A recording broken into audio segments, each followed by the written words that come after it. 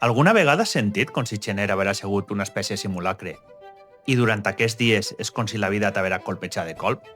No és algo estrany, és un fenomen prou habitual que veig comprovant en la consulta any rere any. Quan arriba febrer la consulta és plena, em crida més gent i és un fenomen que anem a parlar avui. Queda't i comencem. Són molts, al final, els motius per que poden dur a consulta en febrer. Tractem d'analitzar alguns, els més comuns, i després recordem sempre que n'hi ha un aspecte individual. Però sí que n'hi ha algunes coses que ens permeten generalitzar. Una d'aquelles seria, podríem anomenar com la ressaca de febrer, no?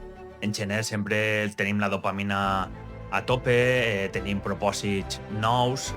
De sobte en febrer és com si tot això haguera quedat enrere, com que no hem aconseguit els nostres propòsits i ens trobem novament com en una falta de motivació i com en un intent d'acceptar que novament hem fracassat.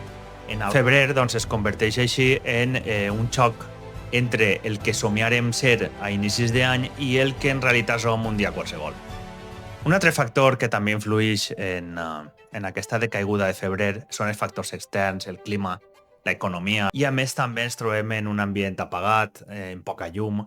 Per tant, també en el fet que estigues malament també influeix que el mes de febrer ve a ser com un passadís fosc, no hi ha una motivació real per fer ninguna cosa, i a més també apareix la culpa de no haver aconseguit tot allò que ens proposarem per a gener.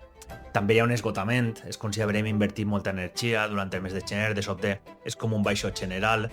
També, evidentment, a nivell particular, moltes persones també es plantegen aspectes de la vida que havien deixat aparcats. De sobte comencen a plantejar-se moltes situacions on s'havia proposat també algun canvi que no s'ha produït. No se trata tant d'oblidar els teus objectius o les teues metes, sinó de readaptar-les o establir uns temps diferents i unes maneres també d'aconseguir-les que vagin més acorde a la nostra energia i a la nostra situació actual. Per tant, el que jo te propose és que penses realment què és el que vols, sense ja eixa dopamina de gener. No hi ha un dia per a començar a fer aquests canvis, més que una pauta que requerirà un esforç o una energia que potser ara no tens.